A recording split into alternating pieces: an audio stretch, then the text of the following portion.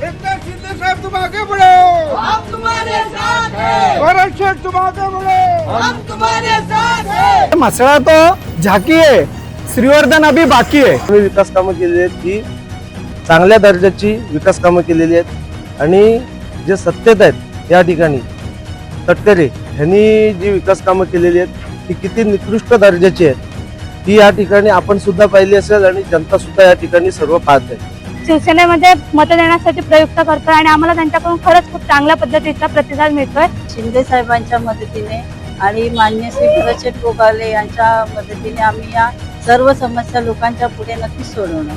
या ठिकाणी शिवसेनेचा भगवा झेंडा हा निश्चितपणे फडकणार आहे.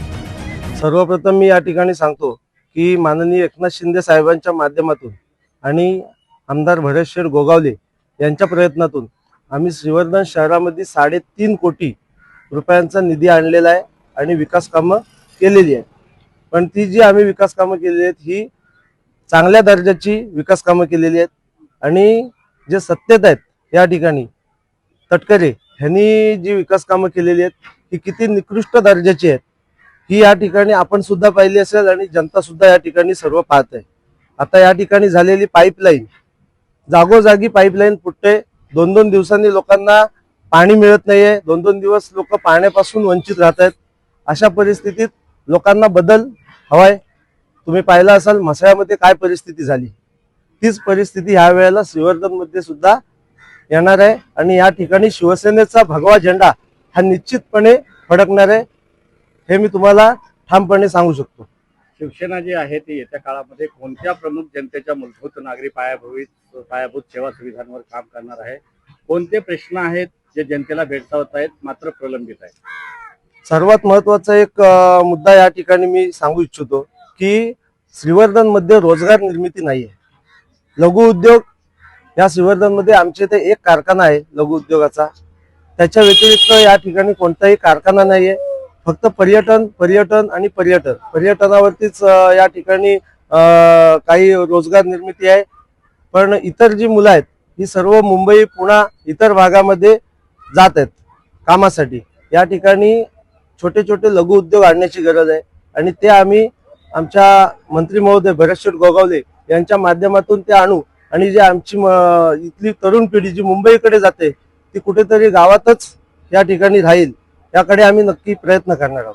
पहिले म्हणजे सर्व नागरिकांच्या ज्या मूलभूत गरजा आहेत म्हणजे पिण्याचे पाणी आहे, रस्ते असतील, आरोग्य, शाळा असेल, या सगळ्या गोष्टी खूप आता या महत्त्वाच्या झालेल्या आहेत लोकांसाठी. पण त्या प्रमाणात पाहिजे तितकं काम या गोष्टींवर झालेलं नाहीये अजूनपर्यंत.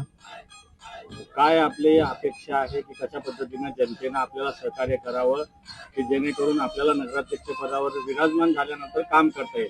जनतेकडे ज्यावेळेस आपण जाता कसा प्रतिसाद आहे? खूप चांगला प्रतिसाद आहे. खूप आता आपण इथे आजूबाजूला सुद्धा बघताय की साफसफाई व्यवस्थित नाहीये, गटार स्वच्छ केलेली नाहीये, सांडपाण्याची खूप अवस्था बेकार झालेली आहे इथे. या सगळ्याच गोष्टी आता गरजेच्या झालेल्या आहेत.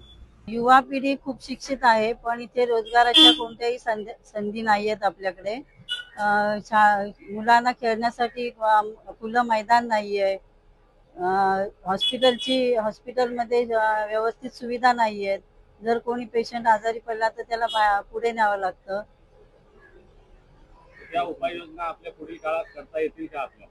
हो, शिंदे साहेबांच्या मदतीने आणि मान्य श्री भरतशेठ गोगावले यांच्या मदतीने आम्ही या सर्व समस्या लोकांच्या पुढे नक्कीच सोडवणार. सर्वप्रथम आम्हाला इथून शिवसेनेसाठी इथून खूप चांगल्या पद्धतीचा इथे आम्हाला प्रतिसाद मिळतोय.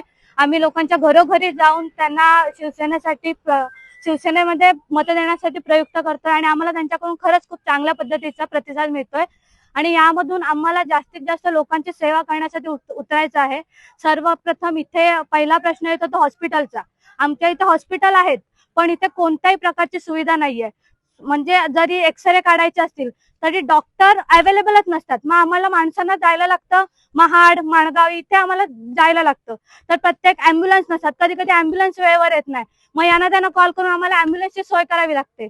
आज काही गेल्या दिवसापासून इथे मी सातत्याने माझं राहणं आहे आणि आम्ही काम करतोय.